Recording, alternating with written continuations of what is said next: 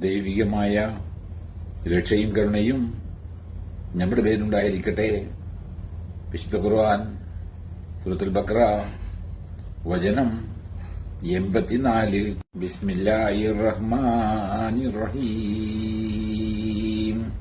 وَإِذْ أَخَذْنَا مِيثَاقَكُمْ لَا تَسْفِكُونَ دِمَاءَكُمْ وَلَا تُخْرِجُونَ أَنفُسَكُم مِّن دِيَارِكُمْ ثُمَّ أَقْرَرْتُمْ وَأَنتُمْ تَشْهَدُونَ. നിങ്ങളുടെ ഉറപ്പ് നിങ്ങളോട് ഞാൻ വാങ്ങിയ സന്ദർഭം ഓർക്കുക.